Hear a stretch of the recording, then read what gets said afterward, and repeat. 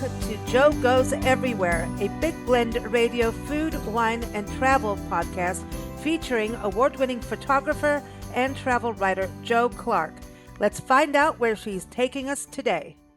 So welcome, everyone. Today we are going on a 250th birthday road trip for America, across America, truly. It is America the Beautiful. Joe wrote an article that takes the song America the Beautiful and really crafts this road trip of all of her favorite experiences according to the lyrics of America the Beautiful. And it is super cool. And we're going to go there today. So, Joe, how are you doing? I love this article. This is such a cool idea. Thank you. Thank you very much. Now, America the Beautiful, who do you have a favorite? Like for me, Ray Charles singing this. I That's don't hard. have a favorite. A crowd singing it, the crowd here at Carolina Opry in Myrtle Beach, the whole crowd singing it along with the performers. That's my favorite, when everybody sings it and believes it. Oh, there you go. Well, it is beautiful. The It country is is. beautiful. I mean, look at my backdrop. This is in the beautiful Blue Ridge Mountains, Smoky Mountain region, and fall, and you can't beat that, you know? But then you go around the corner, you go, but what about that? Then what Yep. about that? And that's it. So, Everything you see, you think, oh, it can't get any better than this. And it's like, whoa. hold my beer. Yeah, yeah, right, right. Well, Watch let's, this. yes, exactly. So, all right, we're going to start off with, oh, beautiful for spacious skies. And you've got three main destinations. One is New York Finger Lakes, and the article is so great because you link back to articles and podcasts that you've done over the years. So yeah, upstate New York was your thing, right? Oh, it was. And the spacious skies, seeing them from a glider, totally silent, except for the Mhm. pilot behind me we were chatting just about the whole time. But when we weren't talking, there was just this dead air, just nothing. And it's kind of strange to be flying and not hear motors running. And, it's Wow, so different than being pretty on a cool. regular airplane. Pretty cool. And their logo is no engine, no problem. We hope not. I know, right? Because there's no engine in them. The way you Ah, get up there is a little propeller plane, a plane with a tow rope, like towing a skier. They tow you down the runway and up into the sky, and away you go. And when you get up where you need to be and have the air currents that you need, there's a handle, and it's in the front seat. I had to disengage myself. I had to reach and undo that tow rope, and that set us free. It was just so cool. I'd love to go again. Yes, Whit. mm. My friend from high school flies these. Yes, I will fly with you. Ooh, now, and Maybe in August. at the end you got to have wine. At the end, I always have wine. There you go. There we are. Oh, You have the next place is New River Gorge Bridge, West Virginia. And I mean, they really do have that big bridge. And that's one of our newest national parks, which takes in a whole region and towns and all kinds of things. But are you talking about being on the bridge or under the bridge or out on the water? below the bridge. You can get under the bridge. You can actually do a walk underneath the bridge Mm, on all those rafters. I'm not sure I'm up for that. mm. That's not my thing. I don't like heights when I'm that high up and looking down, straight down at Yeah. where I could go. I like being on top of a building or in a plane and looking out at the view. I don't want to look down at the view. That I'm with makes you. sense. Yeah. I get But like that.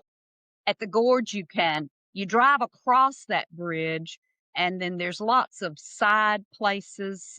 There's a park office, a visitor center, and they have a walkway and they have overlooks, and you can get out and see the bridge in the background. And then you can take a whitewater rafting trip down the river and go under the bridge, which is pretty cool.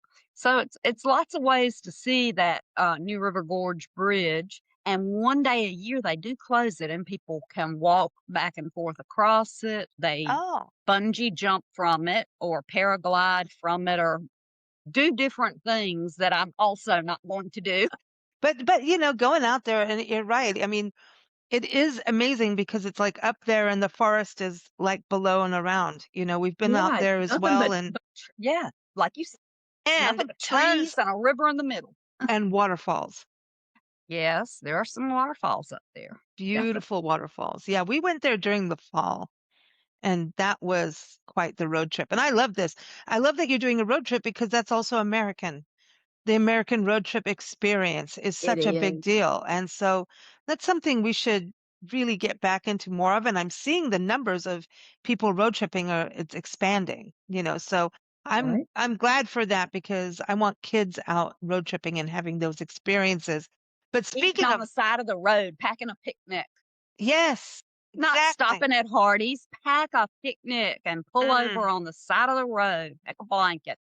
What are you putting in your picnic basket? Today, because I'm leaving today to go to another national old growth forest and on to the Peach Festival, which I'll tell you about next month. I have peanut butter crackers just because I didn't, it's 95 degrees here, feels like 108. So I didn't want to Yeah. pack bread and mayonnaise and that kind of thing. So I've got peanut butter crackers and honey barbecue chips because that's road trip food for me. I got to have my honey barbecue chips. I've got one small bag of peanut and caramel because I figured that's all I can eat before they get hot and melty. Yeah. They may not I mean, melt that's in too your bad. hand, but they'll sure melt in your car. Well, you do not want to look in our glove box. Oh no, Just saying. just saying. Just saying that little bag can actually turn into a candy bar. Yes, it can. Put it in Mhm. the refrigerator and, then chop it up. Exactly. Exactly. So where M&M are you going? crumbles. Where are you going? Gaffney and Spartanburg and Santee. Wow, you're doing a little road trip. I am. I'm I taking my love advice. Spartanburg. South Downtown, Carolina road trip. downtown Spartanburg, I absolutely adore. They have beautiful murals and they have a dog Mm, sculpture down there. You got to go meet the dog down there. okay, camera And ready. it's like a trail of historic figures and musicians and everything downtown. Spartanburg it's like a college town, I believe, but the downtown, you are going to love it. If Okay, you've not been good. there before, I'm telling you, Well, you're I've going to got love it. 2 days in Spartanburg, so I have plenty of time to You do that explore. downtown well, girl, because we're going to talk about that because that dog sculpture is an important one. I just met another dog sculpture, and we're doing a show on this coming up on Big Blend Radio. So I'm just going to be calling on you to get that dog in Spartanburg. Sculpture in Yeah, there's oh another well, dog. and there's a famous dog sculpture in Charleston. I already See, had that picture and at Charleston's the on your map Citadel. here. At the Citadel. See, I Bulldog. did a dog sculpture in Sevierville. Sevierville. Sevierville. We met Dolly Parton in her sculpture, and then or statue, and then I met a dog, and the dog would take the pouch from the doctor to the bank every day, wait for the clerks to put a receipt back in the pouch, and the dog would run back to its owner Oh, and how give the cool. pouch back. Is that not cool? But That's these are cool. stories of America. And so They when we are. road trip is to go look at these statues, sculptures, look at the fountain whose name on it and go for it. So, all right. Absolutely. We will get to Charleston on this road trip. Montana Big Sky Country. Okay. I've seen it on movies. I've seen it in pictures. I need to see it in person. It's on the Oh, so to-do this list. is okay. So this This is a part like this is where this I is the want past and present. Okay. yep, Very cool. past, Uh, present, and future. And Montana is definitely the future. We have done a little bit of Montana in the snow and ice. Don't go I would then. then.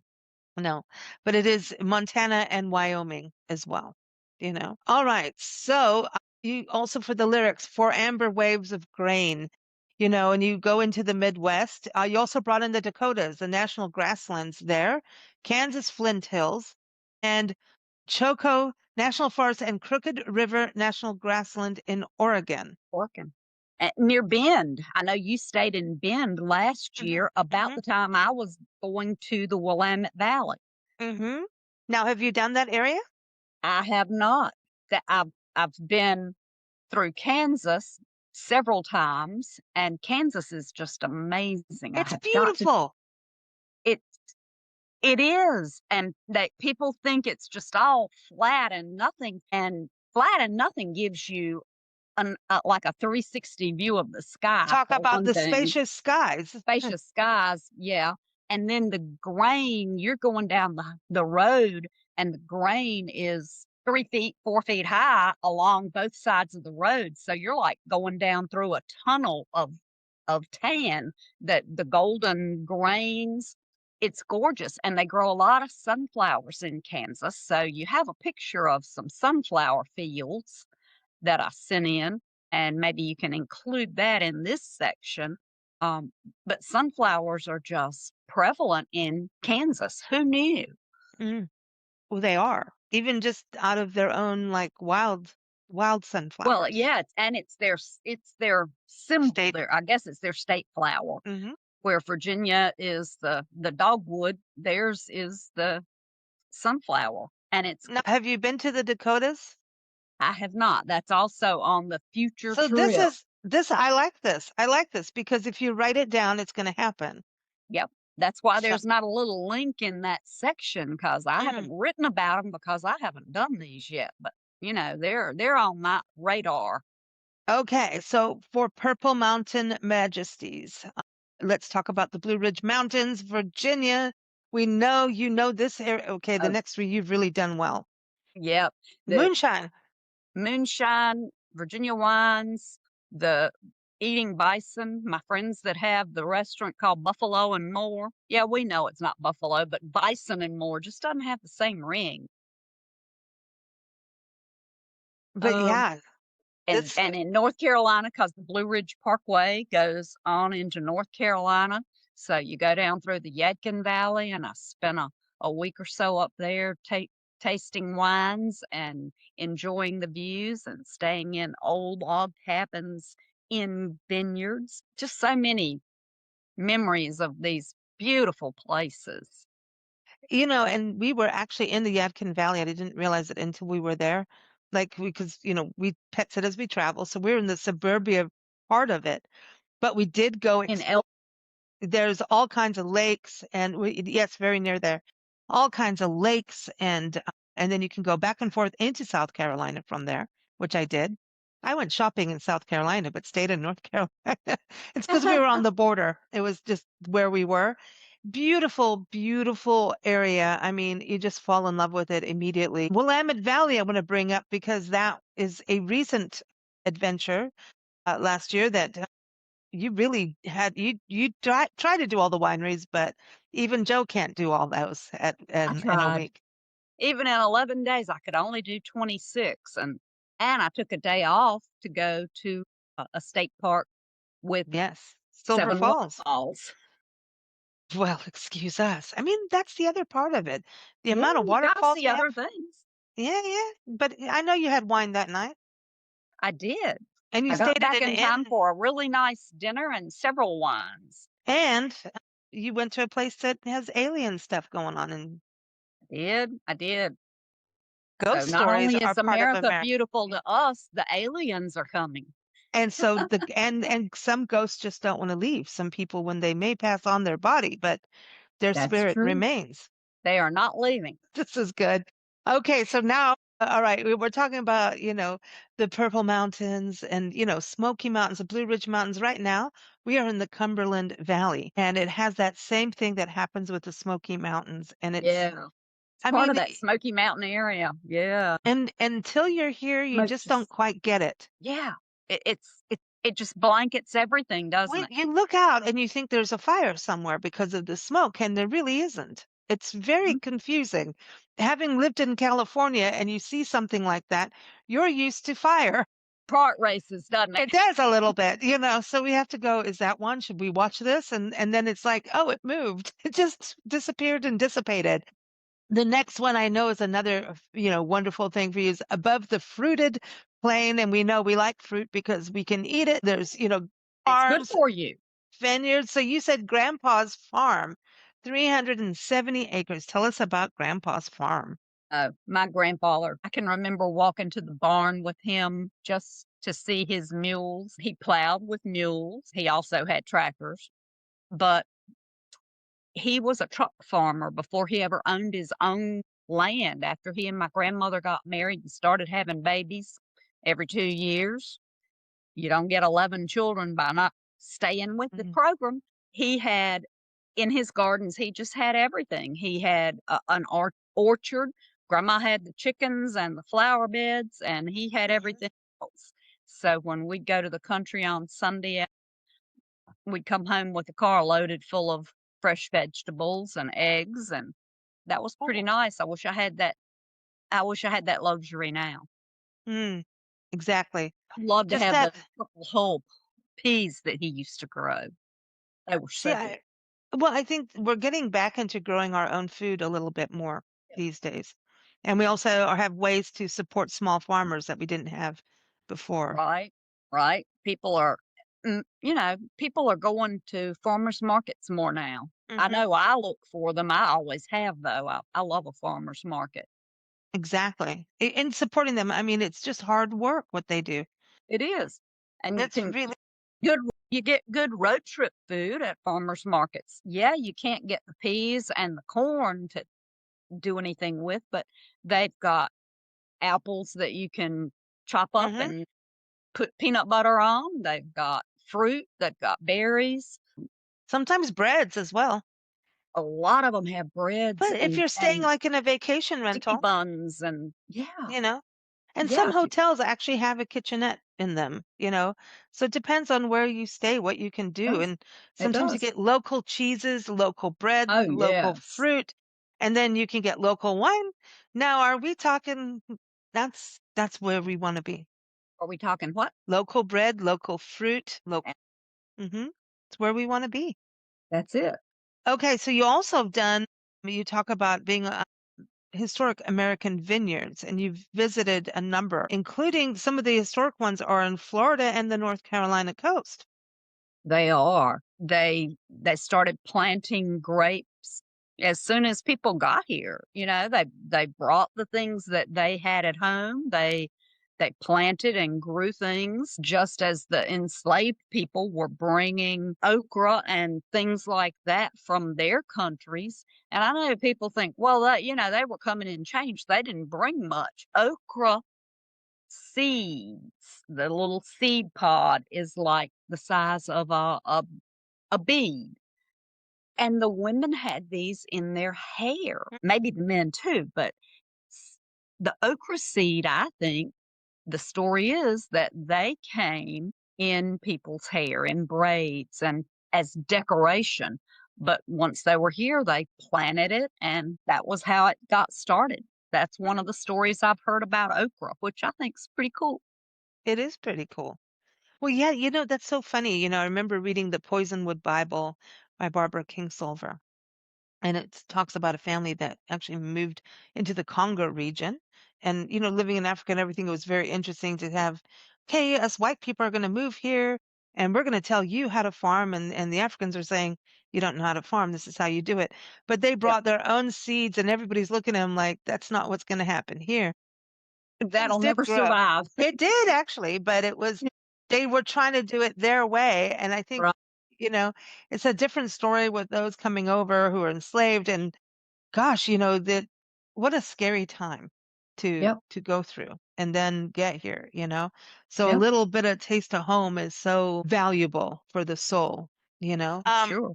But the French brought grapevines, of course, and they were planting them in Florida. Not the best place for grapes. Florida wines, a lot of what I've had in Florida have been blueberry based. Mm, Blueberries grow really well in Florida. Grapes, not quite so much, because mm, again, we're the hot and the sandy tend toward the muscadine family as far as native grapes. Then the English brought grapes and planted them all along the North Carolina coast. mhm, And the further inland people came, the better those grapes did. mhm.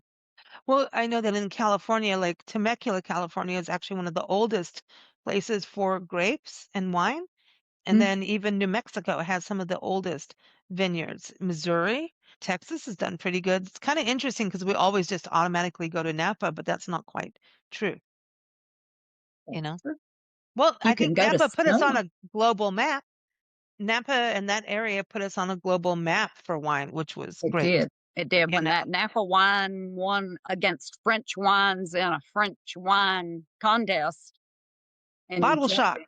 it was like, Napa, what? Yeah, Where's that? exactly. Yeah. But the Na- Spaniards brought wine. Spaniards did good with that. And then they everyone did. coming up over the border, California, like all the missions and everything, they always put Mhm. grapevines in because they want wine, and we agree. We agree. Yes, So we some of do. the areas you've done, we talked about the Finger Lakes region of New York. You also did Meadows of Dan and Chateau Morrisette in Virginia, And, and Sonoma. right across the parkway from Chateau Morset is Villa Appalachia, which is more of an Italian style. Yeah. And then the Yadkin Valley has so many good wineries. It's a really, really heavily populated area. Virginia is too, and the Parkway is. But when I think Parkway, I'm thinking 45 minutes from where I grew up, 45 minutes from where I went to graduate school. So it was like in between. Mm. Spent a lot of time in that Medicine area. And That's cool. Floyd's close, if anybody knows where Floyd is. There we go. And then in Sonoma, the best road trip ever in Sonoma is with Rides by Me, because you're riding by him in a sidecar. He's on a motorcycle, you're in a sidecar. And That that's is just cool. And a he's a chef. blast. And he's a And chef. he was a French chef, yes. Macarons So with he the wine. yes, you remember him too. I do Hmm. too. Yes, he brought a picnic, everything made by hand. Yep. That is, and a picnic at a winery is classic, right? It is. It That is is. a good thing. All It right. was In the wonderful. song, we're going to America, America. And you go to, you've got 4 different places we're going to go to. York County History Center and Colonial Complex. So this is really focusing on the Revolutionary War and York actually being one of the early U.S. capitals, right? Yep. Yep. It was. It was once the capital of our little nation, but before they signed the Declaration of Independence, before the ink was dry on the words. That's where they were, and that was Mm. the capital This is and this for a is little while.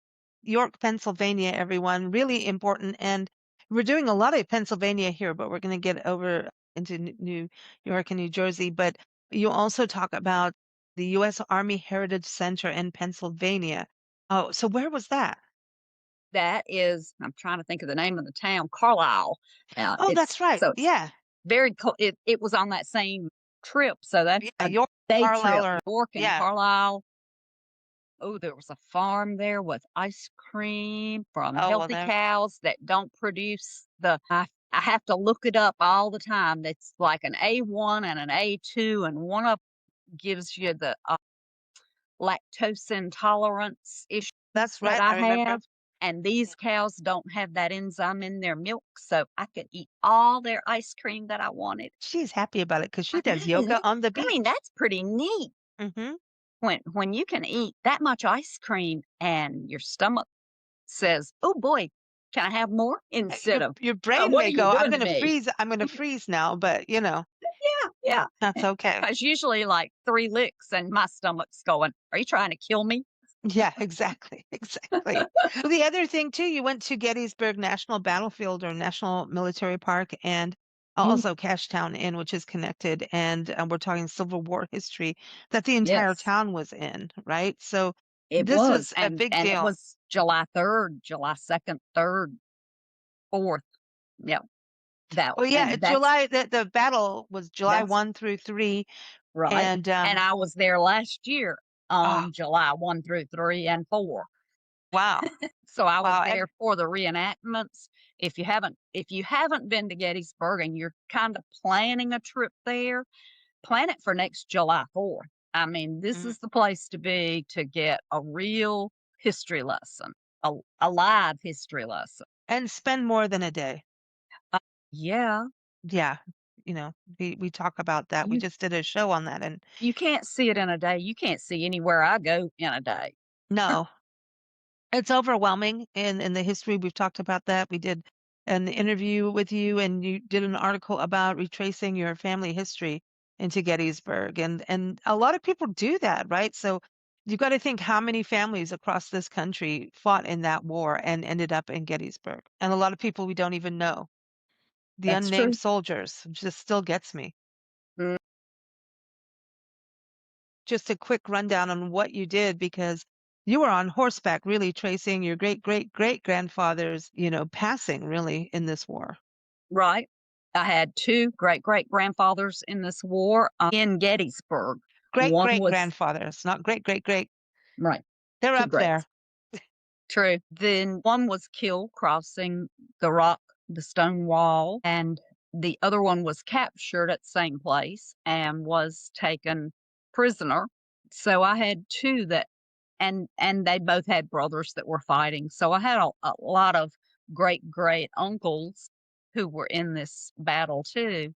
It gives you chills when you're on that battlefield and you realize what went on there, how many people died there, and the fact that after the battle, people weren't people weren't dead yet, but they also weren't buried. It was this kind of weather. It was almost 100 degrees. It was high 90s, and then it downpoured for 2 or 3 days afterwards. Mm. So it was the army couldn't take care of that many wounded or dying men. They took as many of the wounded as they could, but a lot were left in the field. There were some that drowned because there were, you know, Hmm. ruts in the field. And as they filled with water and these men couldn't get up and get out, they drowned.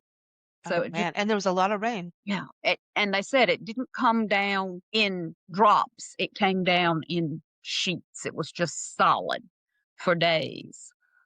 It just, the history that you learn there just really never leaves you. No, no, not at all, not at all. It's it is overwhelming the feeling there, and It they will is. help you with your genealogy as well when you go to Gettysburg. It Speaking of does. family history, you brought in, of course, Ellis Island and the Statue of Liberty. The biggest lighthouse around, the most famous. Mm. Now you've been there? Yes, Hmm. yes, Ellis Island, and I have not been up in the Statue of Liberty. That just didn't work out, but I've been through a big portion of Ellis Island. None of my people came through there because they'd already been Oh, here for 300 years. Most of mine were in Virginia in mm, 1609, early part of 1600s. And Ellis Island didn't open until late, I want to say like 1890s maybe, and then yeah. it closed in 1954. So you're talking about much later arrivals to this country that came through Ellis Island. But if Mm, you're a second, third, fourth generation American, you may have relatives that went through Ellis Island, and yeah. they have a huge system for looking people up, it's really interesting. And I would have loved to have had a name to research, But you don't. but I didn't. I know how mine I know where mine came in, and it was Virginia. It was Wow. Jamestown, almost to a man, Wow, a yeah. woman. So then we come up to God shed his grace on thee, and you talk about we're going to Charleston. I told you we'd go there, and you're talking about the holy city of Charleston. Yep. It's called Holy City. Years and years ago, if you had a CB radio, people would talk about, yeah, I just came through Holy City. Is two Smokies on 17. Holy City has so many churches. The French Huguenots that came built churches. The most of them are still standing. A lot of them, and they're beautiful. There's one downtown. I think it's St. Michael's that had at Easter, the priest leads a donkey, not Easter, Palm Sunday, excuse me, leads a donkey down one aisle of the church and then back up the other. It's just, That's a good I way to don't, get donations. yeah, I mean, we're kind of quirky in the South. Yeah. Palm Yeah. Sunday and the donkey story, we take real seriously. I was going to say the donkey's going to come back and make sure everybody has a hot cross bun, you know. Yeah, well, the donkey has the cross on his back, Right. Mhm. and my cousin who sings country music and was just awarded, I guess awarded is the right word, but she is now in the Maine Country Music Hall of Fame. So Wow. yeah, and she's performed in Nashville, so she's performed at the Grand Ole Opry. So she's Doing been in good. the industry for a good long while. That's fantastic. Robin Wright, and she's a good singer, and she does a beautiful version of the donkey. There's a special song about the donkey and the I was going cross. to say, wait a minute. Wait. Yeah, yeah. She's not dressing up as a donkey. No, it's just not No, happening, right? Okay. nope, nope, but she sings the song about the donkey. I'll have to send you that link. It's pretty neat. Yeah. It's a beautiful song. The other part you said you talk about, and I know we touched on this a long time ago, is the Blue Ridge Parkway rock churches. And you said it was built by a circuit riding minister, the man Hmm. who moved a Yeah. mountain. Who is Peter he? Marshall. Okay. I think I'm right, Peter Marshall.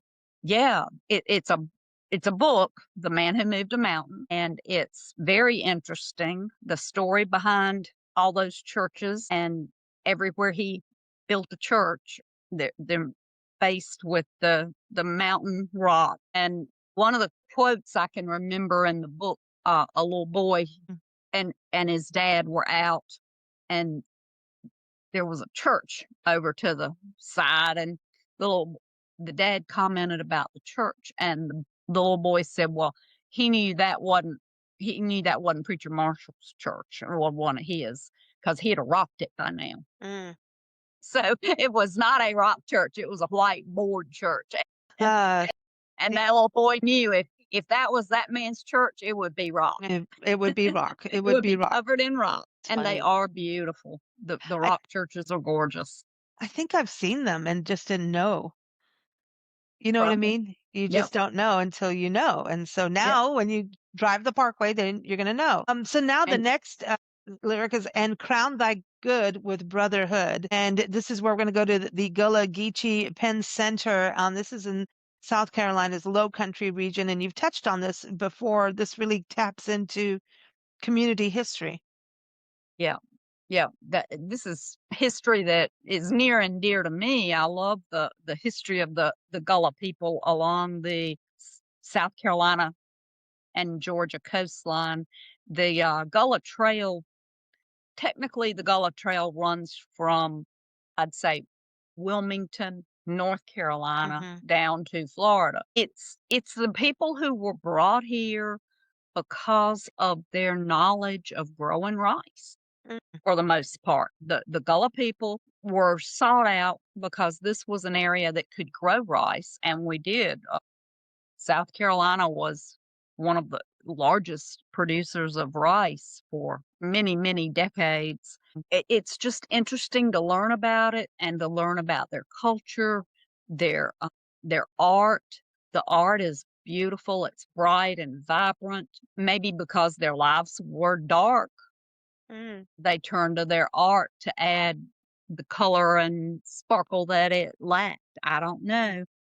It's Mm. something to think about and ask questions as you go through these Hmm. places. But Penn Center was definitely the first school for formerly enslaved children in the South. And this school opened in 1861.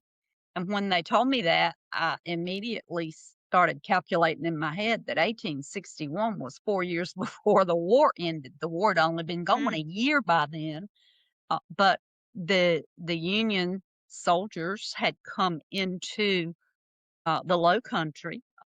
They wanted Port Royal Sound because it was a deep water sound, and it was a place where boats could come in, and it was a prime spot, like Fort Sumter too, Hmm. South Carolina. We had Yeah. places that they wanted to control, and if they could control those, they thought they would win the war. just through controlling what we could get in and out as Southerners. So that was one of the things that happened there Mm, was the Union came into these sea islands and the planters left mm. and they left the slaves behind. So Wow. essentially, once the owners left and the Union was in charge, they were free. So they started a school for them. The slaves were now freed men and they started working for pay or a sharecropping type situation. Mhm. And it's a really, really unique and interesting history that you learn at Penn Center. So They, everyone, go check that out. I mean, that this is something I've been dying to do. Did did they also grow indigo? yes, South Carolina had, we grew indigo. I'll tell you, indigo was really a huge crop while we were British colonies. And of course, Great Britain was taking most all the indigo and selling it or using it to dye all of their uniforms, their blue uniforms. Mm, So, of course, when we won the Revolutionary War, they kind of took it personal and they quit buying our indigo. mm. So, I think that's when we switched over and started growing rice and tobacco because And a indigo, lot more coffee came to the country than tea. yeah, yeah, See, that's it's right. That's interesting right. how all that Exactly. changes over. The other place you talk about is the Mary S. Harrell Black Heritage Museum, which was in New Smyrna Beach, Florida. It is Yeah, it's I say it is in there. And we did a whole show on this because it's really quite a fascinating place and a it place for is. community. It is, and it's in an old church. It's very interesting. There's a quilt there that we talked about a lot Hmm. on one of the shows that we did because each patch is there's a story behind each patch in this patchwork quilt. And so those were signs to the slaves who were trying to escape slavery and Uh-huh. looking for homes that had the underground railroad. People think that it's underground, but it's not.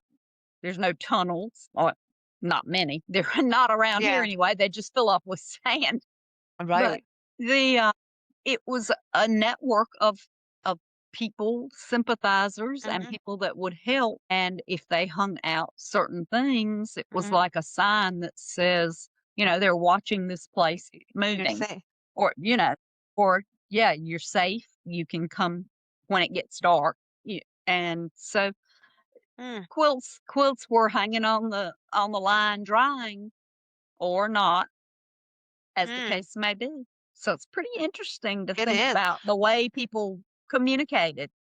The quilting thing to me is really fascinating because it's also a way of using things that you already had and telling a story about. I mean, it's just Yeah. the whole part of it and like tapestries and it's all part of storytelling. It's That's a whole other show for sure. I mean, I think we just did a show about songs that represent America, and one of them was "The Coat of Many Colors" from Dolly Parton, because yeah. that really tells the story of yes, poverty, but really appreciating what you do have and how to move forward Mhm. and to still in some And to way see the beauty in it. document. Yeah, and to see, we always have something.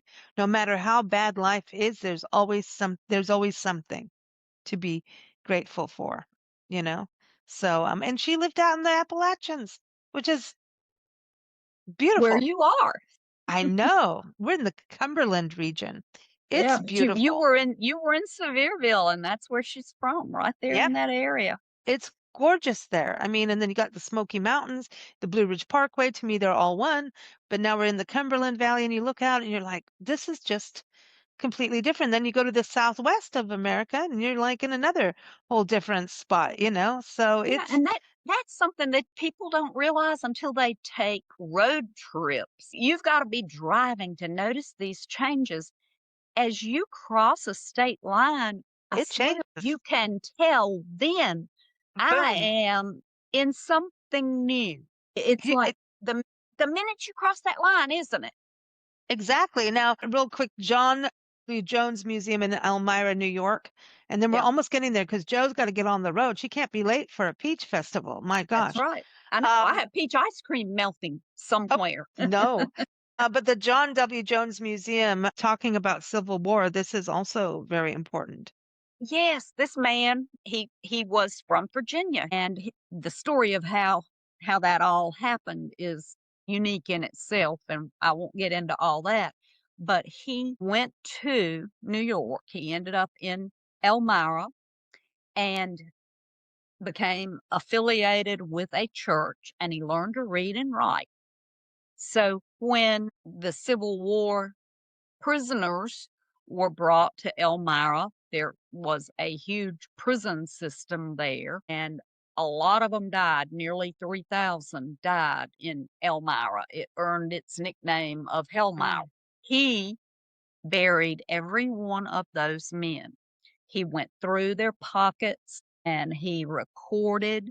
He checked for rings or any markings. He recorded that.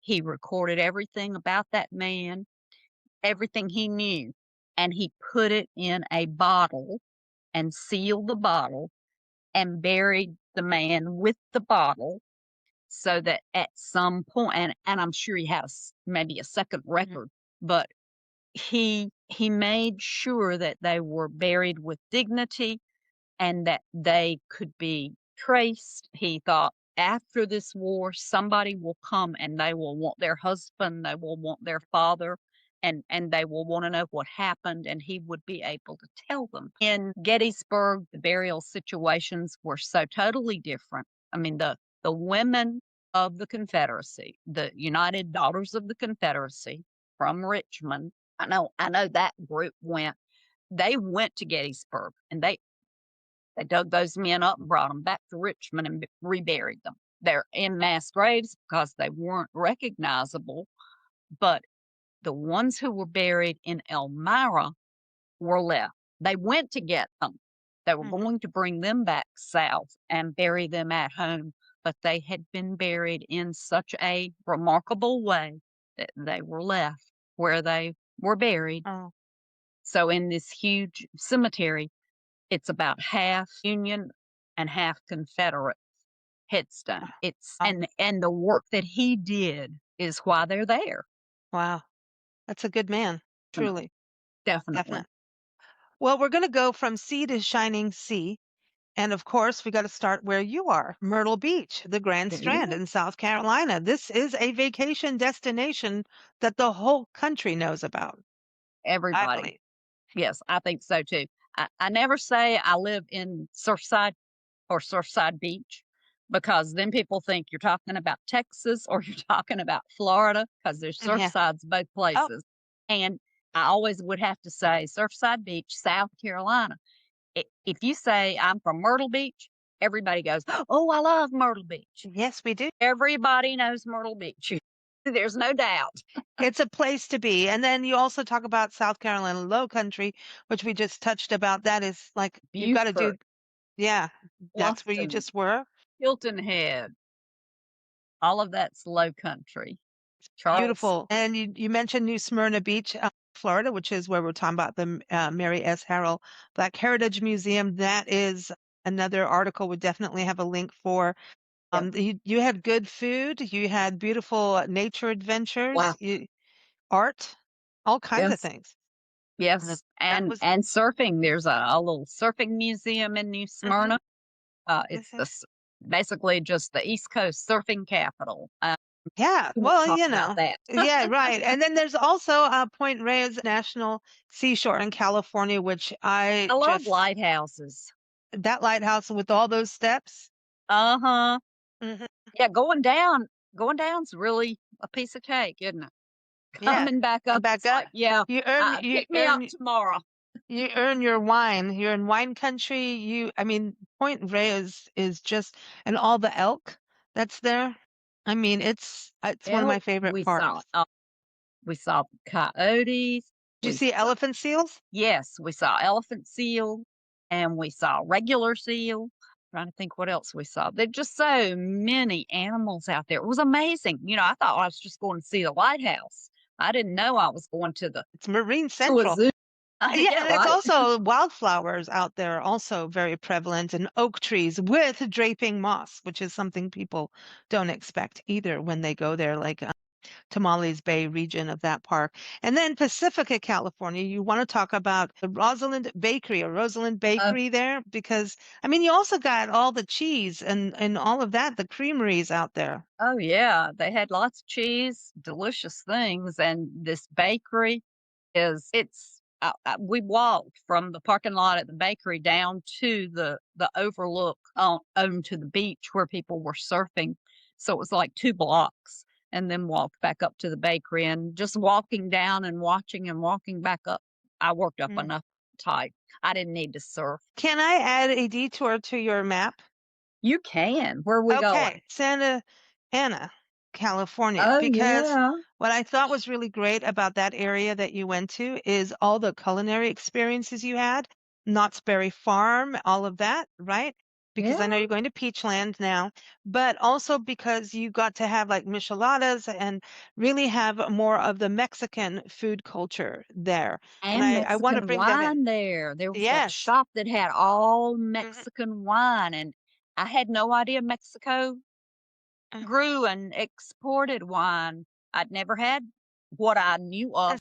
Santa, all the murals. And so I want to, it's very close to the beach, and this is in Southern California, kind of outside Costa Mesa near Newport Beach, which is also beautiful. So I just wanted to bring that up, but I want to add. Okay, I can add. Want me to add that paragraph? You're good. You're good. I know you got to get packed up and go get some peaches. So we can't wait to hear about that trip. Everyone follow Joe on social media because she is good about posting as she's traveling. So she's on Instagram at Joe Goes Everywhere. Facebook, Have Glass Will Travel because she's going to be doing that now. So cheers to you, Joe. Ooh, Cheers. I mean, all right. this will be airing on Sunday night. Okay. We love it. Take care and travel See safe you and next month. have a good time and don't do anything we wouldn't do. Safe. Thanks for joining us. Keep up with Big Blend Radio's Joe Goes Everywhere podcast on bigblendradio.com. Keep up with Joe's adventures. Go to haveglasswilltravel.com and recipiestravelculture.com.